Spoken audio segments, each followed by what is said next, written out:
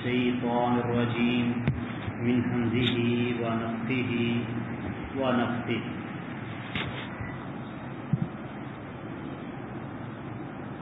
يمحق الله الربا ويربي الصدقات والله لا يحب كل كفار أثيم. یمحق اللہ الربا، اللہ سود کو مٹاتا ہے، ویربی الصدقات اور صدقات کو بڑھاتا ہے، واللہ لا يحب كل كفار اثیم، اور اللہ تعالی ایسے شخص سے محبت نہیں رکھتا جو سخت ناشکرا اور سخت گناہ گار ہو۔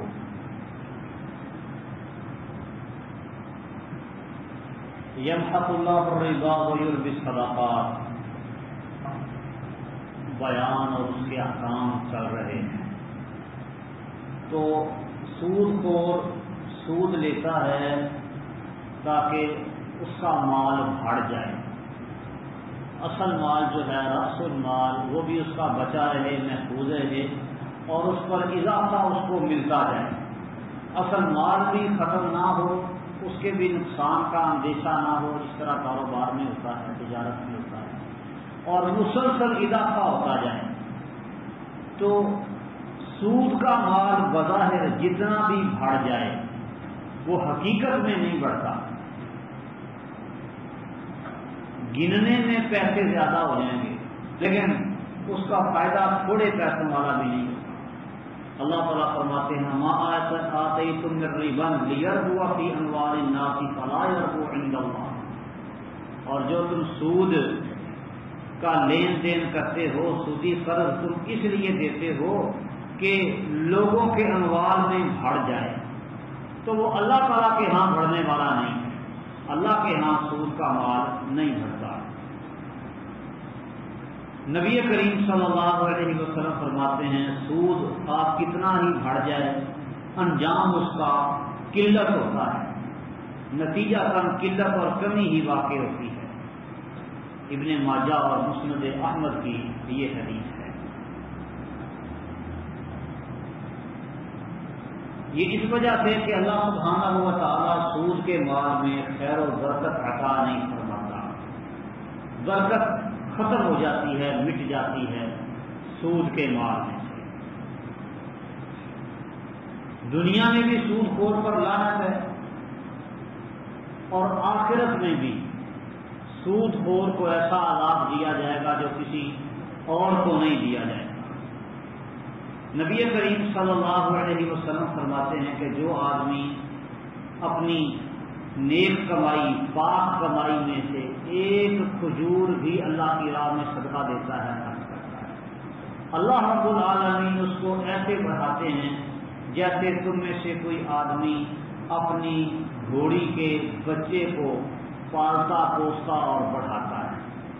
اللہ تعالیٰ اس ایک کھجور کو بڑھاتے رہتے ہیں، بڑھاتے رہتے ہیں، حتیٰ کہ وہ ایک کھجور پہاڑ کے برابر ہو جاتی ہے۔ صدقہ ایک کھجور کا کیا، اللہ رب العالمین کے ہاں بڑھتا بڑھتا وہ پہاڑ جتنا ہو جاتا ہے۔ یہ صحیح بخاری کی حدیث ہے۔ یعنی صدقات اللہ تعالیٰ کے ہاں بڑھتے ہیں، سود نہیں بڑھتا، وہ کم ہی ہوتا ہے، اس کے اندر سے خیر و برکت اللہ تعالیٰ ختم کر دیتا ہے۔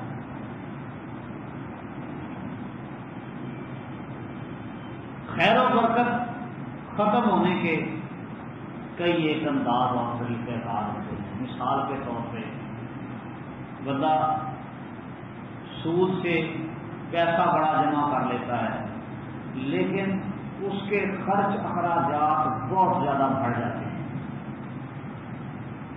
ضروریات اس کی پوری نہیں ہوتی، بیماری گھر کے اندر سے نہیں نکلتی، کبھی کوئی بیمار ہے کبھی کوئی بیمار ہے، اور بیماریوں پہ ہزاروں لاکھوں خرچ ہو جاتے ہیں، ناگہانی آفتیں آتی ہیں، مسائل اور پریشانیوں کا سامنا اس کو کرنا پڑتا ہے، وہ اس کو حوادث زمانہ کہتے ہوئے گزرتا چلا جاتا ہے، لیکن اللہ رب العالمین کی طرف سے یہ پکڑ اور گرفت ہوتی ہے۔ یمحق اللہ الربا ویربی الصدقات، اللہ سود کو مٹاتا اور صدقات کو بڑھاتا ہے. واللہ لا یحب کل کفار اثیم، اللہ تعالیٰ کسی ایسے شخص کو پسند نہیں کرتا جو سخت ناشکرا اور سخت گناہ گار ہو. اللہ تعالیٰ نے اس شخص کو جو مالدار ہونے کے باوجود محتاج کو صدقہ نہ دے اور پھر قرض حسن بھی نہ دے، قرض دے اور وہ بھی سود پر دے، ایسے شخص کو کفار اور اثیم قرار دیا ہے کہ یہ کفار ہے، بہت زیادہ ناشکرا، اللہ تعالیٰ کی نعمت کی ناشکری کرتا ہے اور سود خوری کر کے گناہ کماتا ہے. ان الذین آمنوا وعملوا الصالحات، یقیناً وہ لوگ جو ایمان لائے اور جنہوں نے صالح نیک اعمال کیے، واقاموا الصلاۃ وآتوا الزکاۃ، اور انہوں نے نماز قائم کی اور زکوٰۃ ادا کرتے رہے، لہم اجرہم عند ربہم، ان کے لیے ان کے رب کے ہاں ان کا اجر ہے. ولا خوف علیہم ولا هم یحزنون، اور نہ ان پر کوئی خوف ہوگا اور نہ ہی وہ غمگین ہوں گے، غمزدہ ہوں گے.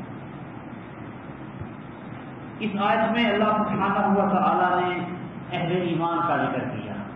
پچھلی آیت میں سود خوروں کی ناشکری اور کفر کا ذکر کیا، اور یہاں پہ اس کے ساتھ ہی ایمان کا ذکر کر دیا، تاکہ دونوں چیزوں کا موازنہ جو ہے وہ ہوتا رہے. مقصد یہ ہے کہ ایمان، عمل صالح، نماز اور زکوٰۃ یہ سودی کاروبار سے بندے کو روکتے ہیں، سودی کاروبار سے بچنے کا ذریعہ ہے. ایمان، عمل صالح، نماز اور زکوٰۃ سودی کاروبار سے بچنے کا ذریعہ کہتے کہ ایمان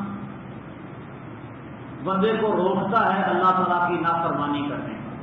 ایمان کا معنی ہوتا ہے ایمان امن سے ہے، یعنی بے خوف ہونا.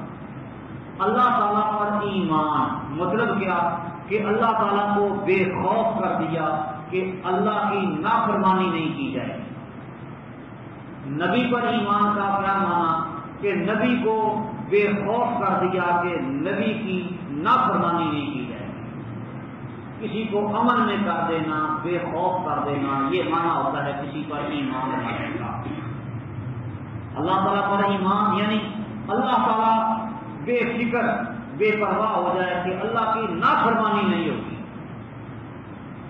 تو ایمان باللہ یہ بندے کو روکے گا سودی لین دین، سودی کاروبار کرنے سے، اور اعمال صالحہ یہ بھی بندے کو منع کریں گے سودی کاروبار سے، سود کے لین دین کرنے سے. اور اقامت صلاۃ، نماز قائم کرنا، یہ مسلمانوں کی ہمدردی اور ان کی محبت دلوں میں اس سے پیدا ہوگی، اور ایک دوسرے کا خیال جب آئے گا تو پھر دوسرے کو لوٹ کے کھانے کا سود کے ذریعے جو تصور ہے وہ ختم ہو جائے گا. اور زکوٰۃ کو سود کو ویسے ہی جڑ سے اکھیڑتے ہیں. سودی قرضہ کیوں دیا جاتا ہے؟ اس لیے کہ بندے محتاج ہیں، ضرورت مند ہے. جب زکوٰۃ صحیح طور پہ ادا کی جائے گی تو کوئی محتاج رہے گا ہی نہیں. جب کوئی محتاج نہیں رہے گا تو اس کو قرضے کی ضرورت ہی نہیں پڑے گی. خیر القرون میں لوگوں نے زکوٰۃ دی جیسے زکوٰۃ دینے کا حق ہے. نتیجہ کیا نکلا کہ وہ صدقے کا مال ہاتھ میں اٹھائے کرتے تھے، کوئی لینے والا نہیں ہوتا. زکوٰۃ کا نظام اگر صحیح طور پر قائم ہو جائے تو غربت کا خاتمہ ہو جاتا ہے، اور جب غربت ختم ہو جائے گی تو کسی کو کیا ضرورت ہے قرض کا لین دین کرنے کی. تو صدقات اور زکوٰۃ یہ سود کو ختم کرنے کا باعث ہیں. لہم اجرہم عند ربہم، ایک تو سود ختم ہوگا، دوسرا ان کو ان کے رب کے ہاں سے اجر بھی ملے گا، قیامت کے دن ان پر بھی کوئی خوف نہیں ہوگا، اور نہ ہی یہ اپنی گزشتہ زندگی پر غم کھائیں گے، غم زدہ ہوں گے۔ یا ایھا الذین آمنوا اتقوا اللہ وذروا ما بقی من الربا ان کنتم مؤمنین، اے وہ لوگوں جو ایمان لائے ہو، اتقوا اللہ، اللہ سے ڈرو، وذروا اور چھوڑ دو، ما بقی من الربا، سود میں سے جو کچھ بھی باقی ہے، ان کنتم مؤمنین، اگر تم مومن ہو۔ اس آیت میں واضح حکم دیا گیا ہے کہ اگر تم مومن ہو تو تمہارا جو سود لوگوں کے ذمے باقی ہے وہ چھوڑ دو، یعنی ایمان اور سود خوری جمع نہیں ہو سکتے۔ اگر ایمان والے ہو تو سود چھوڑ دو، سود لیتے ہو تو مطلب تمہارا ایمان کوئی نہیں، ایمان میں نقص ہے، کوتاہی ہے۔ اس آیت کے نازل ہونے کے بعد رسول اللہ صلی اللہ علیہ وسلم نے وہ تمام تر سود باطل قرار دے دیے جو جاہلیت میں چلتے تھے۔ قریش، ثقیف اور دوسرے عرب قبائل کے بعض تاجروں کے اپنے قرض داروں کے ذمے کافی سود تھے جو انہوں نے وصول کرنے تھے، تو نبی کریم صلی اللہ علیہ وسلم نے وہ سارے سود باطل قرار دے دیے۔ حجۃ الوداع کے موقع پر آپ نے اعلان کر دیا کہ جاہلیت کے تمام سود موضوع تحت قدمی ہاتھین، میرے ان پاؤں کے نیچے رائے گا، سب سودوں کو ہم جوتے کی نوک پہ رکھتے ہیں۔ جاہلیت کے تمام سود میرے قدموں کے نیچے پامال کر دیے گئے ہیں، اور سب سے پہلا سود جو میں باطل قرار دیتا ہوں وہ ہمارے سودوں میں سے عباس ابن عبد المطلب رضی اللہ تعالی عنہ کا سود ہے، وہ پورے کا پورا چھوڑ دیا گیا، اپنے گھر سے ابتدا کی۔ سیدنا عباس ابن عبد المطلب رضی اللہ تعالی عنہ نے بھی جاہلیت میں قرضے دیے ہوئے تھے اور اس پر سود لیتے تھے، اپنے چچا عباس سے شروع کرتا۔ وَأَوَّلُ رِبًا آبَاؤُهُ، سب سے پہلا سود جس کو میں رائے گاں، پامال اور کل عدم قرار دیتا ہوں، میرے چچا عباس بن عبد المطلب رضی اللہ تعالی عنہ کا سود۔ صحیح مسلم کی کتاب الحج میں یہ روایت بڑی تفصیل کے ساتھ موجود ہے۔ بہرحال اس آیت کے نازل ہونے کے بعد سود لینا دینا حرام ہو گیا، اور سابقہ سود جو کسی کے ذمے تھے وہ بھی سارے کے سارے باطل ہو گئے، کیونکہ اس کو ایمان اور تقوی کے منافی قرار دیا گیا۔ اتقوا اللہ وذروا ما بقی من الربا، اللہ سے ڈرو، سود چھوڑ دو، ان کنتم مؤمنین، اگر تم مومن ہو، یعنی ایمان اور تقوی کے منافی ہے سود۔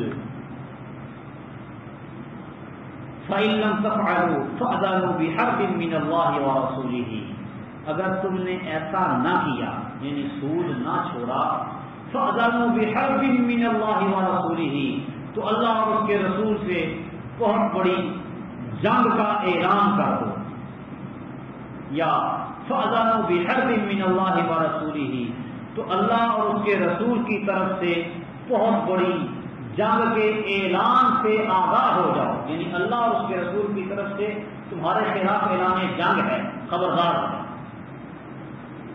وَإِن تُبْتُمْ، اور اگر تم توبہ کر لو، فَلَكُمْ رُءُوسُ أَمْوَالِكُمْ، تو تمہارے لیے تمہارے رأس المال ہیں، اصل مال ہیں۔ لا تظلمون ولا تظلمون، نہ تم کسی پر ظلم کیے جاؤ، نہ تم پر ظلم کیا جائے گا۔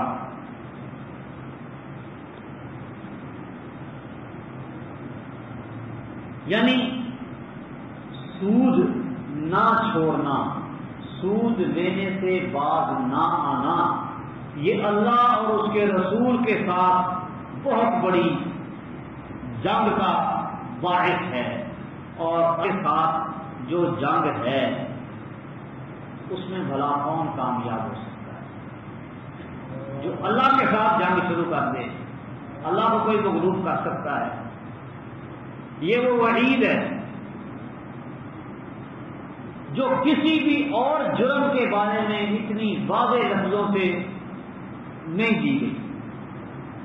ایسی دھمکی جنگ کی واضح لفظوں میں کسی بھی اور جرم کے بارے میں نہیں. اس سے آپ سود کی قباحت اور اس کی شناخت کا اندازہ لگائیں. سیدنا عبداللہ بن عباس رضی اللہ تعالی عنہ، امام ابن سیرین اور حسن بصری اور دیگر ائمہ کے نزدیک سود خور کو توبہ پر مجبور کیا جائے، اور اگر وہ توبہ نہیں کرتا تو اس کو قتل کر دیا جائے. ان لوگوں کا یہ موقف ہے. آخر ابن کثیر رحمہ اللہ نے اپنی تفسیر میں یہ موقف ان کا نقل کیا. لا تظلمون ولا تظلمون، مطلب کہ جو تمہارا اصل مال ہے وہ تمہیں ملے، تم پر ظلم نہیں ہوگا. اور لا تظلمون، تم ظلم نہیں کرو، مطلب تم لوگوں سے سود لے کے ظلم نہ کرو. جتنا مال تمہارا ہے اتنا ہی لو، اس سے زیادہ نہ لو. وَإِنْ كَانَ ذُو عُسْرَةٍ فَنَظِيرَةٌ إِلَىٰ مَيْسَرَةٍ، اور اگر وہ تنگی والا ہے جس سے تم نے اپنا قرض دیا ہوا ہے جس کو، اور اس سے سود لیتے رہے ہو، اب اعلان ہو گیا ہے سود لینا ہو گیا بند. اب تم کہو گے کہ پیسہ ہمارا پہلے ہمیں نفع دیتا تھا، اب وہ مفت میں استعمال کرنے لگا ہے تو وہ ہمیں ملے، لیکن اب وہ دینے کی پوزیشن میں نہیں. تو فرمایا وَإِنْ كَانَ ذُو عُسْرَةٍ، اگر وہ مقروض تنگ دست ہو، فَنَظِيرَةٌ إِلَىٰ مَيْسَرَةٍ، تو آسانی تک مہلت دینا لازم ہے. آسانی کے ساتھ وہ جب تک تمہارا قرض نہیں ادا کر لیتا اس وقت تک تم اس کو مہلت دو. وَأَن تَصَدَّقُوا خَيْرٌ لَكُمْ، اور اگر تم صدقہ ہی کر دو تو یہ تمہارے لیے بہت بہتر ہے. إِن كُنتُمْ تَعْلَمُونَ، اگر تم جانتے ہو. جاہلیت میں بھی ایسا ہوتا تھا، اب بھی ایسا ہوتا ہے کہ قرض دار قرض لیتا ہے، قرض خواہ، اور وہ سود ادا کرتا رہتا ہے. جب تک قرض واپس نہیں کرے گا مسلسل سود در سود کام چلتا جائے گا. اور بسا اوقات ایسا ہوتا ہے کہ وہ بڑھتے بڑھتے رقم کی ادائیگی ناممکن ہو جاتی ہے. جس طرح پاکستان کے قرضوں کا حال ہو رہا ہے، اور پھر بھی قرضہ مسلسل بڑھتا جا رہا ہے. اس کے برعکس اللہ سبحانہ و تعالیٰ نے حکم دیا کہ اگر کوئی تنگ دست ہے تو جتنا تم نے دیا ہے اتنا ہی واپس لینا ہے اور اس کو مہلت دینی. یہ قرض حسن کی خوبی ہے. قرض حسن میں کیا ہوتا ہے کہ بندہ اپنا زائد مال کسی کو استعمال کرنے کے لیے دے دیتا ہے، وہ اس کی ضرورت سے زائد ہوتا ہے اور وہ اس نے کسی دوسرے کو استعمال کرنے کے لیے دے دیا. اب اگر یہ تو اس کو پریشان نہیں ہونا چاہیے، جب تک اس کا بھائی استعمال کرتا ہے کرے. دوسری طرف جو قرض لینے والا ہے، نبی صلی اللہ علیہ وسلم فرماتے ہیں جو مقروض قرض لیتا ہے اور اس کی نیت ہوتی ہے ادائیگی کی، اللہ تعالیٰ اس کی مدد کرتا ہے. ادائیگی کی نیت سے قرض لے گا، اللہ تعالیٰ مدد کرے گا اور قرض ادا ہو جائے گا. یعنی قرض لینے والے کو الگ طور پہ کہا ہے کہ زیادہ دیر تک مقروض نہ رہو، اور ڈرایا ہے قرض سے بہت زیادہ. نبی کریم صلی اللہ علیہ وسلم بھی قرض سے پناہ مانگا کرتے تھے. اور ایک آدمی اس کے ذمہ 2 دینار قرض تھا، 2 دینار. نبی صلی اللہ علیہ وسلم نے پوچھا، فوت ہو گیا، جنازے کے لیے لایا گیا، پوچھا تو بتایا گیا کہ اس پر 2 دینار قرض ہے. فرمانے لگے صلوا علی صاحب، اس کا جنازہ تم پڑھو، میں نہیں پڑھا. ایک صحابی کھڑے ہوئے کہتے ہیں آپ اس کا جنازہ پڑھائیے، ودیناران علیہ، اس کے 2 دینار میرے ذمہ. اس کا ذمہ اٹھا لیا. فرمایا شہید کے سارے گناہ معاف ہو جاتے ہیں قطرہ خون زمین پہ گرنے سے پہلے، علت دین، قرض نہیں. قرض سے نبی کریم صلی اللہ علیہ وسلم نے ڈرایا. قرض سے جتنا ہو سکے بندہ بچے، اور اگر کبھی مجبوری پہ لینا پڑ جائے تو جلد از جلد ادائیگی کی کوشش کرے، ادا کرنے کی کرے۔ اور دوسری طرف قرض دینے والے کو کہا ہے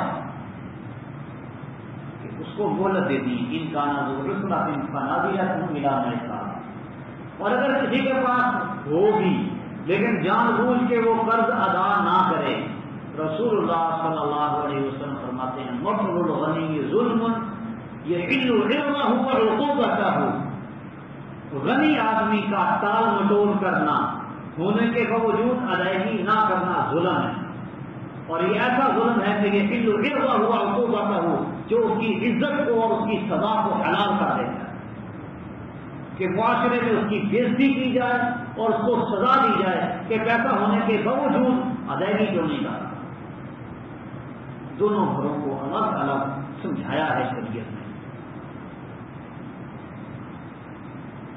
نبی کریم صلی اللہ علیہ وسلم فرماتے ہیں جس نے کسی تنگ دست کو مہلت دی تو اسے ہر دن اس قرضے کے برابر ثواب ملتا رہے گا۔ تنگ دست آدمی ہے، قرضہ اس نے لے لیا، اب وہ وقت مقرر ہو گیا، نہیں ادا کر سکتا، مہلت دے دے اس کو، جتنی زیادہ مہلت دے گا ہر دن اس قرضے کے برابر جتنا اس نے قرضہ لیا اس کو اجر و ثواب دیا جاتا رہے گا، ملتا رہے گا۔ اسی طرح بریدہ رضی اللہ تعالیٰ عنہ کی ایک اور حدیث ہے، فرماتے ہیں کہ میں نے نبی کریم صلی اللہ علیہ وسلم کو یہ کہتے ہوئے سنا کہ جس نے کسی تنگ دست شخص کو مہلت دی تو اسے ہر دن اس قرضے سے دگنا صدقے کے برابر اجر ملے گا، جتنا قرضہ دیا ہے اس سے دگنا صدقہ کرنے کا اجر اور ثواب اس کو ملے گا۔ کہتے ہیں کہ میں نے عرض کیا ہے اللہ کے رسول صلی اللہ علیہ وسلم کہ میں نے آپ کو یہ فرماتے سنا ہے کہ جس نے کسی تنگ دست کو مہلت دی تو اسے ہر دن اس قرض کے برابر صدقے کا ثواب ملے گا، اور میں نے یہ بھی فرماتے ہوئے سنا ہے کہ جس نے کسی تنگ دست کو مہلت دی تو اسے ہر دن اس قرضے سے دگنے صدقے کے برابر اجر ملے گا۔ نبی صلی اللہ علیہ وسلم نے ایک مرتبہ کیا کہا صدقے کے برابر، اور ایک مرتبہ کیا کہا صدقے سے دگنا۔ فرماتے ہیں کہ میں نے یہ دونوں باتیں آپ سے سنی ہیں، تو آپ نے فرمایا قرض چکانے کی مدت تک اسے قرض کے برابر صدقے کا ثواب ملے گا، اور اگر قرض مدت کے بعد وہ مزید اس کو مہلت دیتا تو پھر ڈبل ملے گا۔ قرض کے وقت مدت ہے اسی نا، اتنی تاریخ تک اتنے وقت تک میں ادا کر دوں گا، اتنی دیر تک اس کو قرض کے برابر اجر ملے گا صدقہ کرنے کا، اور اس تاریخ سے اگر لیٹ ہو جاتا ہے بندہ ڈبل اجر ملنا شروع ہو جائے گا اگر وہ اس کو مزید مہلت دیتا ہے۔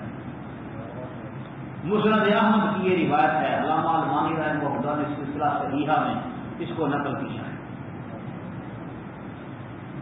اسی طرح رسول اللہ صلی اللہ علیہ وسلم کا فرمان ہے کہ جو آدمی قرض دار کو مہلت دیتا ہے یا قرضہ اس کا معاف کر دیتا ہے تو اللہ تعالیٰ قیامت کے دن اسے اپنا سایہ نصیب فرمائیں گے۔ وَأَن تَصَدَّقُوا خَيْرٌ لَكُمْ، ڈھیل دو مہلت دو، یہ لازم ہے، تنگ دست آدمی کو مہلت دینا قرض دینے والے پر لازم ہے۔ وَأَن تَصَدَّقُوا، اور اگر تم صدقہ ہی کر دو خَيْرٌ لَكُمْ، تو یہ تمہارے لیے بہتر ہے۔ جس دن کوئی سایہ نہیں ہوگا، لوگ دھوپ میں گرمی میں جل رہے ہوں گے، سڑ رہے ہوں گے، اس دن اللہ تعالیٰ کا سایہ نصیب ہوگا۔ ان کنتم تعلمون، اگر تم جانتے، واتقوا یوما ترجعون فیہ الی اللہ، اور اس دن سے ڈر جاؤ جس دن تم اللہ کی طرف لوٹائے جاؤ گے۔ ثم توفی کل نفس ما کسبت، پھر ہر جان نے جو کمایا ہے وہ اس کو پورا پورا دیا جائے گا۔ وہم لا یظلمون، اور وہ ظلم نہیں کیے جائیں گے، انہیں کمی نہیں کی جائے گی۔ اس آیت میں اللہ تعالیٰ نے اپنے بندوں کو دنیا کے زوال پذیر ہونے اور اس کے اموال وغیرہ کے فانی ہونے اور آخرت میں اللہ تعالیٰ کے سامنے پیش ہونے اور ہر عمل کے محاسبے اور جزا و سزا ہونے کے ساتھ نصیحت فرمائی ہے کہ ان امور کو، ان باتوں کو یاد رکھو۔ ابن عباس رضی اللہ تعالیٰ عنہ فرماتے ہیں کہ قرآن مجید میں جو سب سے آخری آیت اتری وہ یہ ہے، یعنی واتقوا یوما ترجعون فیہ الی اللہ، یہ سب سے آخر میں اترنے والی آیت۔ اچھا، جب یہ کہا جاتا ہے نا کہ یہ آیت سب سے آخر میں اتری تو مطلق طور پر یہ مراد نہیں ہوتا کہ وہ آخری آیت ہے، بلکہ یہ نسبتاً مراد ہوتا ہے۔ یہ آخر مطلق نہیں، نسبی ہوتا ہے، نسبت، کہ سود کے بارے میں یہ آیت آخری ہے اور آخرت کے بیان کے بارے میں یہ آیت آخری ہے۔ آخر ما انزل، صحابہ کرام مختلف آیتوں کو قرار دیتے ہیں کہ یہ سب سے آخر میں اتری، تو وہ خاص موضوع میں آخری آیت ہوتی ہے۔ مطلق طور پر الیوم اکملت لکم والی جو آیت ہے وہ آخر میں نازل ہونے والی ہے۔ تو بہرحال سود کا اللہ تعالیٰ نے بیان کیا ہے، اس کے احکامات ذکر کیے ہیں، پھر قرض کے کچھ احکام اللہ تعالیٰ نے ذکر کر دیے ساتھ کے ساتھ، کیونکہ سودی معاملہ ہوتا ہی قرض پر ہے، اور ساتھ ہی صدقات کا اللہ تعالیٰ نے تذکرہ کیا ہے کہ صدقات وہ ان سب معاملات کا حل ہے، اور پھر آخر میں اللہ تعالیٰ نے فرمایا واتقوا یوما ترجعون فیہ الی اللہ، کہ قیامت کو، آخرت کو مد نظر رکھو۔ جب آخرت تمہارے پیش نظر ہوگی تو پھر سارے معاملات بھی ٹھیک ہو جائیں گے۔ اس کے بعد اللہ تعالیٰ نے آگے پھر قرض کا لین دین کرنے کا طریقہ بھی سکھایا ہے، وہ انشاءاللہ کل پڑھیں گے۔ اللہ تعالیٰ سمجھنے عمل کرنے کی توفیق دے۔